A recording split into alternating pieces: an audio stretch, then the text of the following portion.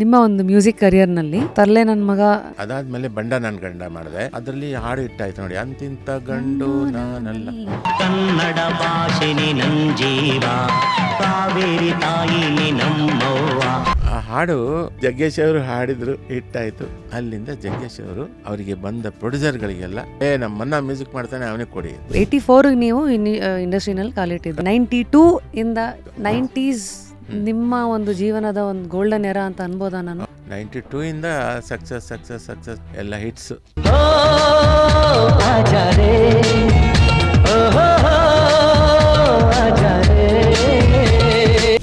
ಇವತ್ತು ನಾನು ರಸ್ತೆಯಲ್ಲಿ ಹೋಗ್ತಾ ಇದ್ರೆ, ಏನ್ ಸರ್ ಇವಾಗ ಮ್ಯೂಸಿಕ್ ಮಾಡ್ತಾ ಇಲ್ಲ ಸಾರ್, ಮಾಡಿ ಸಾರ್ ಮ್ಯೂಸಿಕ್ ಅಂತಾರೆ. ಜನಕ್ಕೆ ನನ್ನ ಮ್ಯೂಸಿಕ್ ಇನ್ನೂ ಕೇಳಬೇಕು ಅಂತ ಒಂದು ಆಸಕ್ತಿ ಇದೆ. ಅದೇ ನೀವು ಚಿತ್ರರಂಗದವರನ್ನ ಯಾರನ್ನಾದ್ರೂ ಮಾತಾಡ್ತೀವಿ, ಎಲ್ಲ ಹಳೆ ಇವರು ಸಾರ್ ಅವರೆಲ್ಲ ಈಗ ವರ್ಕೌಟ್ ಆಗಲ್ಲ ಅಂತ ಈ ಡೈಲಾಗ್ಗಳು ಬರ್ತಾ ಇರ್ತವೆ.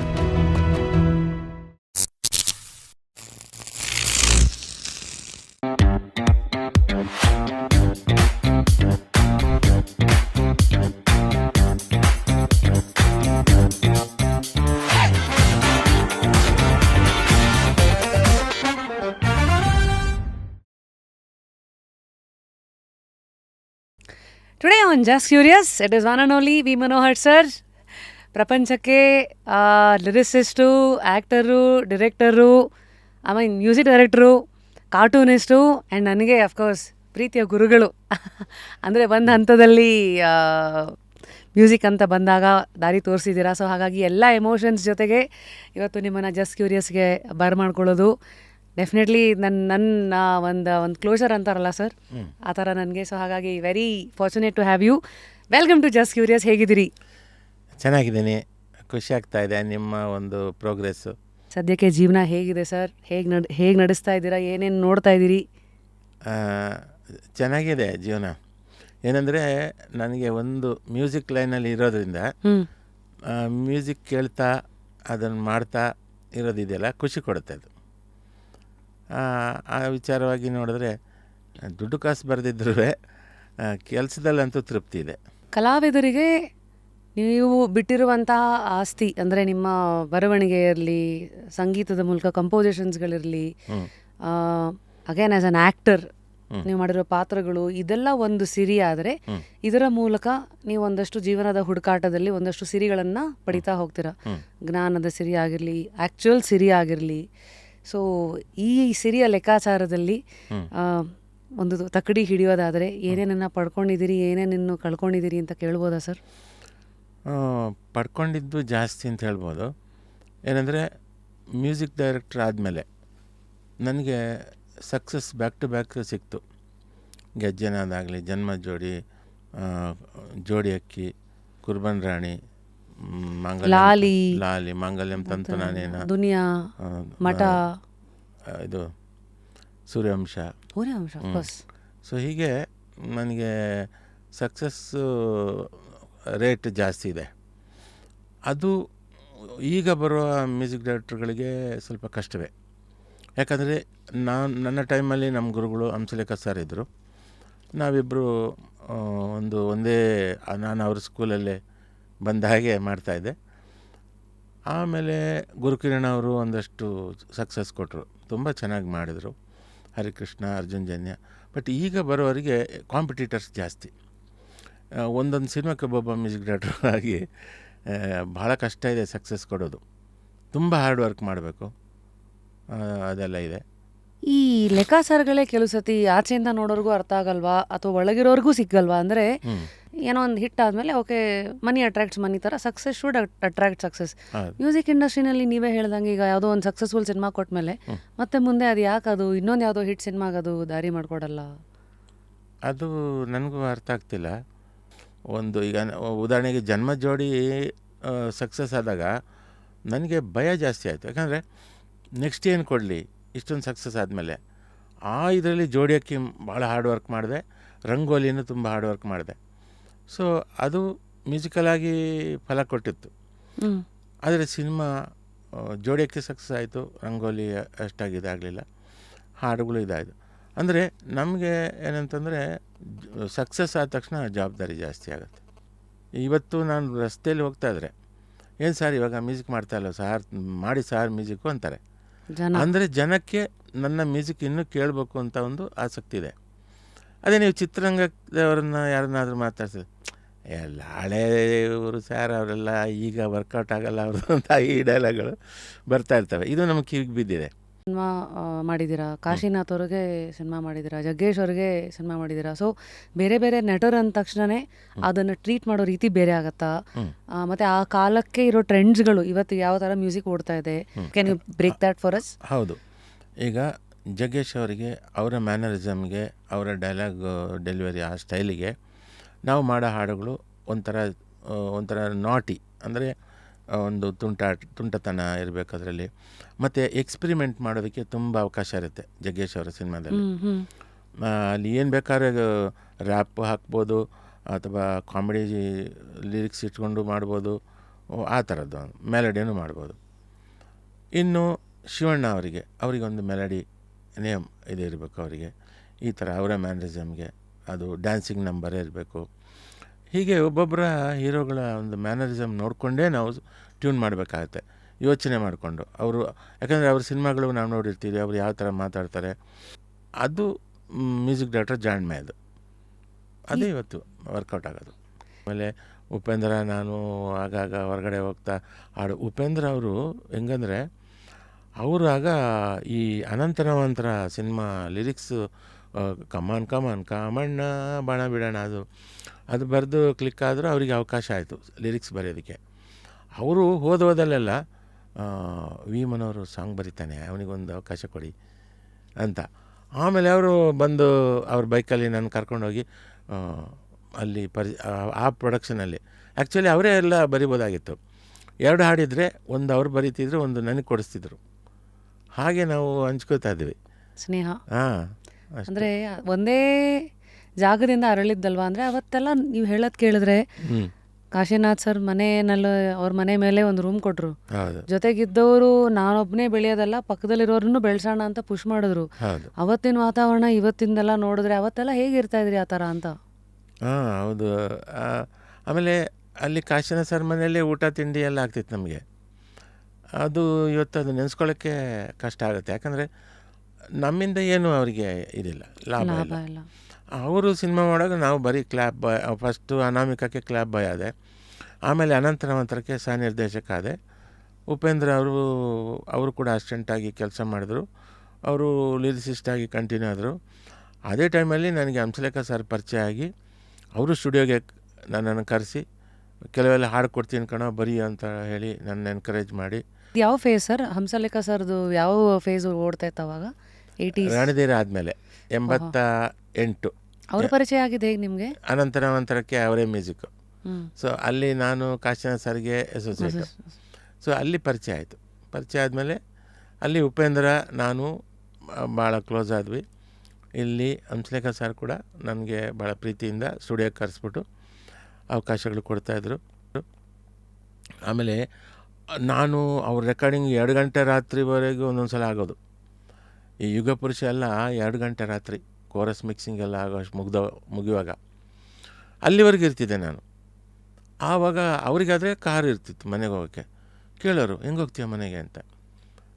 ಯಾವ್ದಾದ್ರು ಬಸ್ಸು, ನೈಟ್ ಬಸ್ಸು ಬಂದರೆ ಇಷ್ಟೊತ್ತಲ್ಲಿ ಯಾವುದೇ ಬಸ್ಸು ಅಂತ ನನ್ನ ಜೇಬಿಗೆ 200 ರೂಪಾಯಿ ಇಟ್ಟು ಆಟೋ ಮಾಡ್ಕೊಂಡು ಹೋಗು ಅಂತೇಳೋರು.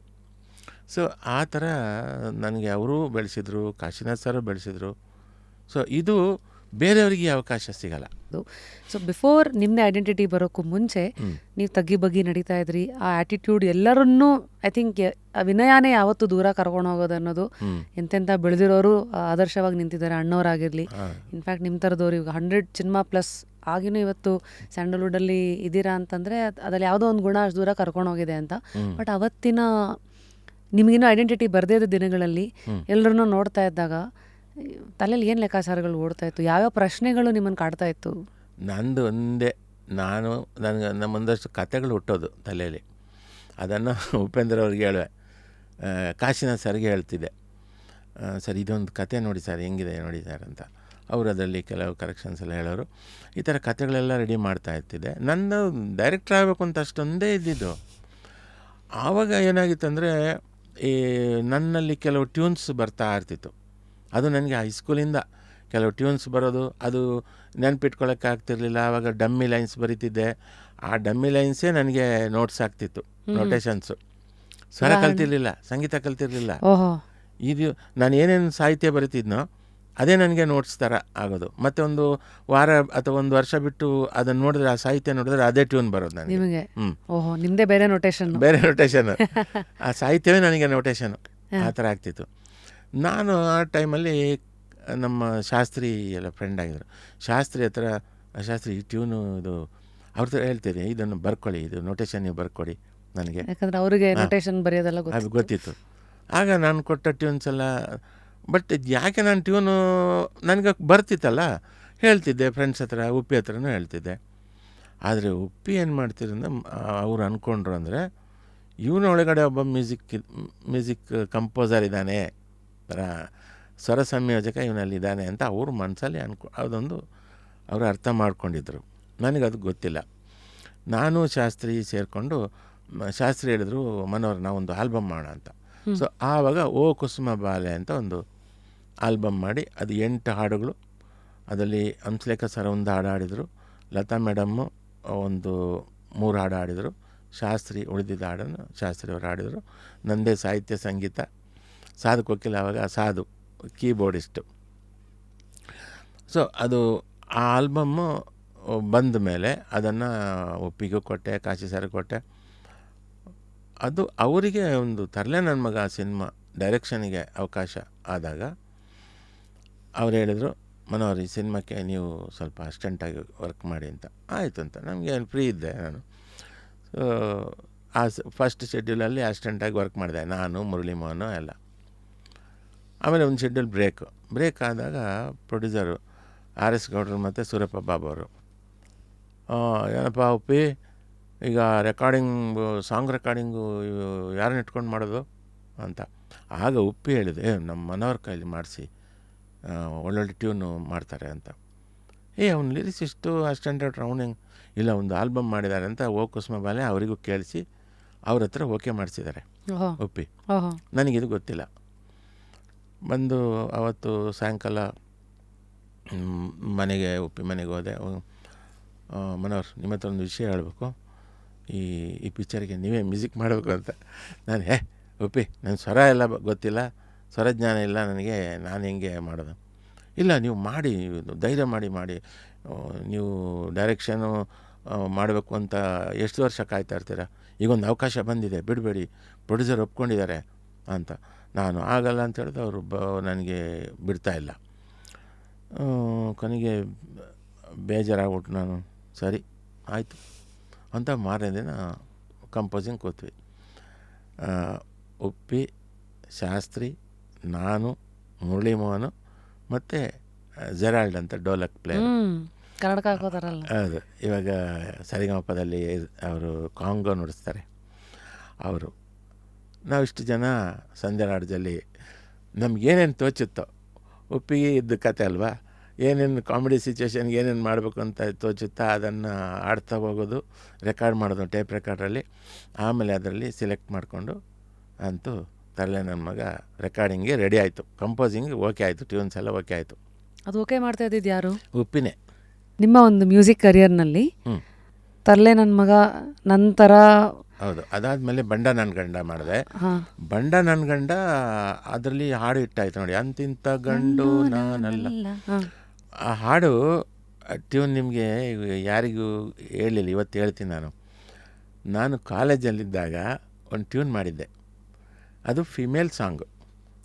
ಹಾಂ, ಓ ಪ್ರಿಯತಮ ಮೊರೆ ಕೇಳಿದೆಯ, ಪ್ರೇಮದ ಆಸರೆ ನೀಡುವೆಯ, ನಾ ಬಳಿ ಬಂದರೆ ಓಡುವೆಯ, ಏತಕ್ಕೆ ನಡುಗಿದೆ ಈ ಹೃದಯ ಅಂತ ಟ್ಯೂನ್. ಅದು ಒಳ್ಳೆ ಮೆಲೋಡಿ, ಒಂದು ಹುಡುಗನಿಗೆ ಹೇಳೋ ಹಾಡೋದು. ಆ ಟ್ಯೂನ್ ಚೆನ್ನಾಗಿದೆ, ಬಟ್ ಎಲ್ಲಿ ಉಪಯೋಗಿಸೋದು ಅದನ್ನು? ನಾನು ಮುಂದೆ ಮ್ಯೂಸಿಕ್ ಮಾಡ್ತೀನ ಇಲ್ವಾ ಅಂದ್ಬಿಟ್ಟು ಇದಕ್ಕೆ ಅಂತಿಂತ ಗಂಡು ನಾನಲ್ಲ, ಇದೇ ಚೇಂಜ್ ಆಯಿತು, ಜಾನರೇ ಚೇಂಜ್ ಆಯಿತು. ಜಗ್ಗೇಶ್ ಅವರು ಹಾಡಿದರು, ಹಿಟ್ಟಾಯಿತು. ಅಲ್ಲಿಂದ ಜಗ್ಗೇಶ್ ಅವರು ಅವರಿಗೆ ಬಂದ ಪ್ರೊಡ್ಯೂಸರ್ಗಳಿಗೆಲ್ಲ, ನಮ್ಮನ್ನ ಮ್ಯೂಸಿಕ್ ಮಾಡ್ತಾನೆ ಅವನಿಗೆ ಕೊಡಿ ಅಂತ. ಸೊ ನನ್ನನ್ನು ಮತ್ತೆ ಪರ್ಮನೆಂಟಾಗಿ ಮ್ಯೂಸಿಕ್ ಡೈರೆಕ್ಟ್ರ್ ಮಾಡಿಬಿಟ್ರು ಜಗ್ಗೇಶ್ ಅವರು. ಸೊ ನಾನು ಉಳಿಯೋ ಥರ ಮಾಡಿದ್ದು ಜಗ್ಗೇಶ್ ಅವರು, ನನಗೆ ಬ್ರೇಕ್ ಕೊಟ್ಟಿದ್ದು ಉಪ್ಪಿ. ಸೊ ಇದು 84 ನೀವು ಇಂಡಸ್ಟ್ರಿನಲ್ಲಿ ಕಾಲಿಟ್ಟಿದ್ದು. ಸೊ 84 to 92 ಒಂದು ಲೆಕ್ಕ. 92 ಇಂದ ಈಗ ಐ ಥಿಂಕ್ ಮ್ಯೂಸಿಕ್ 90s ನಿಮ್ಮ ಒಂದು ಜೀವನದ ಒಂದು ಗೋಲ್ಡನ್ ಎರಾ ಅಂತ ಅನ್ಬೋದಾ ನಾನು? ಎಸ್, ಖಂಡಿತ. 92 ಇಂದ ಸಕ್ಸಸ್ ಎಲ್ಲ ಹಿಟ್ಸ್ ಸಿಕ್ತು. 2003 ಚಿಗುರಿದ ಕನಸುವರೆಗೆ ಮಧ್ಯೆ ಸ್ವಲ್ಪ ಬ್ರೇಕ್ ಆಯಿತು. ಬ್ರೇಕ್ ಆಗಿ ಆಮೇಲೆ 2006 2007 ದುನಿಯಾದೊಂದು ಮಾಸ್ ಇಟ್ಟದು. ಸೊ ಈ ಜನ್ಮದ ಜೋಡಿ ಸಕ್ಸಸ್ಸು ಬರೋಕ್ಕೂ ಮುಂಚೆ ಆ ಕಂಪೋಸಿಷನ್ ಇವತ್ತಿಗೂ ಜನ್ಮದ ಜೋಡಿ ಟೈಟಲ್ ಟ್ರ್ಯಾಕ್ ಆಗಿರಲಿ, ಕೋಲು ಮಂಡೆ, ಒಂದೊಂದು ಇವತ್ತಿಗೂ ಎಪಿಕ್ ಸಾಂಗ್ಸ್ ಅವೆಲ್ಲ. ಅವತ್ತು ಕ್ಲಾರಿಟಿ ಸಿಗ್ತಿತ್ತಾ? ಈ ಅಪ್ರೂವಲ್ಸ್ ಎಲ್ಲ ಯಾರು ಕೊಡ್ತಾಯಿದ್ರು? ಅಣ್ಣವ್ರ ಮನೆಯಲ್ಲೇ ಕಂಪೋಸಿಂಗ್ ನಡೀತಿತ್ತಾ? TS ನಾಗಾಭರಣ ಸರ್ ಇನ್ವಾಲ್ವ್ಮೆಂಟ್ ಹೆಂಗಿತ್ತು? ಇದು ನನಗೆ ಜನ್ಮ ಜೋಡಿ ಇದು ಅವಕಾಶ ಬಂದಾಗ ಅವರು ಅಣ್ಣವರ ಅಸಿಸ್ಟೆಂಟು ಚೆನ್ನ ಅಂತಿದ್ರು. ಅದು ಯಾಕಂತಂದರೆ ನಮ್ಮ ಗುರುಗಳು ಹಂಸಲೇಖ ಸರ್ ಮ್ಯೂಸಿಕ್ ಮಾಡಬೇಕಾಗಿತ್ತು. ಅವರು ಆವಾಗ ಸುಗ್ಗಿ ಅಂತ ಒಂದು ಸಿನಿಮಾ ಮಾಡೋಕ್ಕೆ ಸಿದ್ಧತೆ ಮಾಡ್ತಾಯಿದ್ರು. ಅವರು ಅಣ್ಣವರಿಗೆ ಹೇಳಿದ್ರಂತ ನನಗೆ ಕಾನ್ಸಂಟ್ರೇಷನ್ ಮಾಡೋಕ್ಕಾಗ್ತಾಯಿಲ್ಲ, ನನ್ನ ಮಗನ ಸಿನಿಮಾ ನಾನು ಮಾಡ್ತಾಯಿದ್ದೀನಿ, ಬೇರೆ ಇದು ಮಾಡಿ ಏನು ಮಾಡೋದು ಈಗ. ಆವಾಗ ಅಣ್ಣವರು ವಿ ಮನೋರಿಗೆ ಕೊಡೋಣ ಅಂತ ಮಾತುಕತೆ ಆಯ್ತಂತೆ. ಇದೆಲ್ಲ ಏನು ಗೊತ್ತಿಲ್ಲ ನನಗೆ. ಸಂಕೇತದಲ್ಲಿ ನಾನು ಇದು ರಂಗೇನಹಳ್ಳಿಯಾಗಿ ರಂಗಾದ ರಂಗೇಗೌಡ ಅದರದ್ದು ಕೆಲಸ ಮಾಡ್ತಾಯಿದ್ದಾಗ ಚೆನ್ನ ಬಂದರು, ಮನೋಹರ್ ನಾಳೆ ಅಣ್ಣವ್ರ ಮನೆಗೆ ಬರಬೇಕು, ಜನ್ಮದ ಜೋಡಿ ಅಂತ ಒಂದು ಸಿನಿಮಾ ಮಾಡ್ತಾಯಿದ್ದಾರೆ, ನೀವು ಮ್ಯೂಸಿಕ್ ಮಾಡಬೇಕು ಅಂತ. ನನಗೆ ದಬ್ ಅಂತ ಒಂದು ಭಯ, ಒಂಥರ ಶಾಕ್ ಅದು. ಬಟ್ ನಾನು ಮೆಲ್ಲ ತಪ್ಪಿಸ್ಕೊಂಡು ಹೋಗೋದಕ್ಕೆ, ಇಲ್ಲ ನಾಳೆ ನಾನು ಉಡುಪಿಗೆ ಹೋಗ್ತಾ ಇದ್ದೀನಿ, ಒಂದು ಶೂಟಿಂಗ್ ಇದೆ ಇದೇ ಸಿನಿಮಾದ್ದು ಅಂತ. ಅವೆಲ್ಲ ಮುಂದಕ್ಕೆ ಹಾಕ್ರಿ, ನಾಳೆ ಬರಲೇಬೇಕು, ನೀವು ಅಣ್ಣವ್ರ ಕಂಪ್ನಿಗೆ ಹಂಗೆಲ್ಲ ಹೇಳೋಂಗಿಲ್ಲ ಅಂತ. ಮಾರನೇ ದಿನ ಹೋದೆ. ಅಲ್ಲಿ ನಾಗಾಭರಣ ಸಾರಿದ್ದರು, ಬರ್ಗೂರು ಸಾರಿದ್ದರು, ವರದಣ್ಣ ಅಣ್ಣವರು. ಬನ್ನಿ ಅಂತೆಲ್ಲ ಸ್ವಾಗತ ಮಾಡಿ ಎಲ್ಲ ವಿಷಯ ಹೇಳಿದ್ರು, ಈ ಸಿನಿಮಾಕ್ಕೆ ನೀವು ಮ್ಯೂಸಿಕ್ ಮಾಡಬೇಕು ಹಾಗೆ ಅಂತ. ನಾನು ಇದು ಶಿವಣ್ಣನ ಬೇರೆ ಸಿನಿಮಾ, ಶಿವರಾಜ್ ಕುಮಾರ್ ಅವ್ರದ್ದು, ನಾನು ಆ ಲೆವೆಲಿಗೆ ಮಾಡಬಲ್ಲೇನೋ ಅನ್ನೋ ಒಂದು ರೀತಿಯಲ್ಲಿ ಇದಿತ್ತು, ಅಳುಕು ಇತ್ತು. ಆಮೇಲೆ ನಾಗಾಭರಣ ಅವ್ರು ಹೇಳಿದ್ರು, ಮನೋಹರ್ ನನ್ನ ಜೊತೆ ಬನ್ನಿ, ನಾನು ನಿಮಗೆ ಸ್ಟೋರಿ ಫುಲ್ ಡೀಟೇಲ್ ಹೇಳ್ತೀನಿ ನಮ್ಮ ಆಫೀಸಲ್ಲಿ ಅಂತ. ಭರಣ ಸಾರು ಅವ್ರ ಕಾರಲ್ಲಿ ನಾನು ಕೂರಿಸ್ಕೊಂಡು ಸೀತಾ ಸರ್ಕಲಲ್ಲಿ ಅವ್ರ ಮನೆಗೆ ಕರ್ಕೊಂಬಂದು ಕತೆ ಎಲ್ಲ ಹೇಳ್ತಾ ಹೋದರು. ಕತೆಯೆಲ್ಲ ಹೇಳ್ತಾ ಹೋದಾಗ ನನಗೆ ಒಂದು ಇದಾಯಿತು, ಇದೊಂದು ಒಳ್ಳೆಯ ಅವಕಾಶ, ಇಲ್ಲಿ ನಾನು ಸ್ಕೋರ್ ಮಾಡಬೇಕು ಅಂತ ಎಲ್ಲೆಲ್ಲಿ ಸಾಂಗ್ ಮಾಡ್ಬೋದು ಎಲ್ಲ ನಾನು ಗುರ್ತಾಕೊಂಡೆ. ಗುರ್ತಾಕೊಂಡಾಗ ಒಂದು 12 ಹಾಡು ಮಾಡ್ಬೋದು ಅಂತ ನನಗೆ ನನ್ನ ಮನಸ್ಸಿಗೆ. ಸರ್ 12 ಸಾಂಗ್ ಜಾಗ ಇದೆ ಸರ್, ಅಷ್ಟು ರೀ 12 ಸಾಂಗ್ ನಿಮ್ಮ ಸಾಂಗೇ ಮಾಡ್ಕೊಂಡು ಕೂತ್ಕೋಬೇಕಾ, ನಾವು ಡೈಲಾಗ್ ಮಾಡೋದು ಬೇಡವನ್ರಿ, ಆಗಲ್ಲ, ನೀವು ಪಿಕ್ಚರ್ಗೆ 6 ಹಾಡು ಮಾಡೋದು ಅಂದರು. ಮತ್ತು ಈ 6 ಹಾಡಿಗೆ ರೆಡಿ ಆದೆ. ಸೊ ಹೀಗೆ 6 ಇದ್ದಿದ್ದು 9 ಸಾಂಗ್ ಆಯಿತು, ಒಂದೊಂದು ಸೇರ್ಕೊಂಡು 9 ಹಾಡು ಅದಾಯಿತು. ಈ ಎಲ್ಲ ಸಿಂಗರ್ಸ್ಗಳಲ್ಲಿ ನೀವು ನೋಡ್ತಾ ಇದ್ದಿದ್ದು ಗುಣ ಏನು ಸರ್? ಎಲ್ಲರಲ್ಲೂ ಇದ್ದದ್ದು ಒಂದು ಡಿಸಿಪ್ಲಿನ್. ಏನಂತಂದರೆ ಒಂದು ಟೈಮ್, ಇದು 7 ಗಂಟೆಗೆ SP ಅವರು ಬರ್ತಾನೆ, ಕರೆಕ್ಟ್ 7 ಗಂಟೆಗೆ ಬರೋರು. ಲಿರಿಸಿಸ್ಟ್ ಆವಾಗ ಜೊತೆಯಲ್ಲೇ ಇರಬೇಕು, ಯಾಕಂದರೆ ಉಚ್ಚಾರಗಳು ಸ್ವಲ್ಪ ಮೀಟ್ರಿಗೆ ಇದಾಗಲಿಲ್ಲ ಅಂದರೆ ನಾವು ಚೇಂಜ್ ಮಾಡಬೇಕಾಗ್ತಿತ್ತು. ಹಾಗಾಗಿ ರೆಕಾರ್ಡಿಂಗ್ ಟೈಮಲ್ಲಿ ಲಿರಿಸಿಸ್ಟು ಇರಬೇಕಾಗಿತ್ತು, ಡೈರೆಕ್ಟ್ರುಗಳು ಇರಬೇಕಾಗಿತ್ತು. ಸೊ ಹಾಗಾಗಿ ಅಲ್ಲಿಂದ ಡೆಕ್ಕನ್ನಿಂದ ಅಲ್ಲಿಂದ ಒಂದು ಪ್ರಯಾಣ, ಅಲ್ಲಿಂದ ಆ ಸ್ಟುಡಿಯೋ ಈ ಸ್ಟುಡಿಯೋ ಅಂತ ಫೈನಲಾಗಿ ಒಂದೊಂದು ಸಲ ಅರವಿಂದ್ ಸ್ಟುಡಿಯೋ, ನಮ್ಮ ಅರವಿಂದ್ ಕಿಗ್ಗಲ್ ಹನುಮನಗರ, ಅಲ್ಲಿಗೆ ಮುಕ್ತಾಯ ಆಗ್ತಿತ್ತು. ಬಾಲವರು ಅಲ್ಲೇ ಅವರೊಬ್ಬರು ಫ್ರೆಂಡ್ ಇದ್ದರು, ಓಬಯ್ಯ ಅಂತ, NR ಕಾಲನಿಯಲ್ಲಿ, ಅಲ್ಲಿ ಉಳ್ಕೋತಿದ್ರು. ಮಾರಿದ ಬೆಳಿಗ್ಗೆ ಫ್ಲೈಟಲ್ಲಿ ಹೋಗ್ತಿದ್ರು. ಫೈನಾನ್ಷಿಯಲಿ ಪ್ಲ್ಯಾನಿಂಗ್ ಅಂತೆಲ್ಲ ಮಾಡ್ತಾಯಿದ್ರಾ? ಅಂದರೆ ಈಗ ಜೀವನಾನ ಹೀಗೆ ರೂಪಿಸ್ಕೋಬೇಕು, ಸ್ವಂತ ಮನೆ, ಕನಸುಗಳು, ಈ ಥರದ್ದೆಲ್ಲ ಒಬ್ಬ ಸಂಗೀತ ನಿರ್ದೇಶಕರಾಗಿ ಜೀವನಾನ ಹೇಗೆ ನೋಡ್ತಾಯಿದ್ರಿ? ನನಗೆ ಫ್ಯೂಚರ್ ಪ್ಲ್ಯಾನೇ ಇರಲಿಲ್ಲ, ಫ್ಯೂಚರ್ ಬಗ್ಗೆ ಯೋಚನೆಯೇ ಇರಲಿಲ್ಲ. ಅದು ನನ್ನದು ತಪ್ಪದು. ನನಗೆ ಇದು ಹೀಗೆ ನಡೆಯುತ್ತೆ, ಹೆಂಗೋ ನಡೆಯುತ್ತೆ ಅಂತ ಆ ಥರ ಇದ್ದೆ. ಒಂದು ಒಳ್ಳೆ ಬಾಡಿಗೆ ಮನೆ ಚೆನ್ನಾಗಿ ಅಲ್ಲೇ ಚೆನ್ನಾಗಿರೋದು ಅಷ್ಟೇ.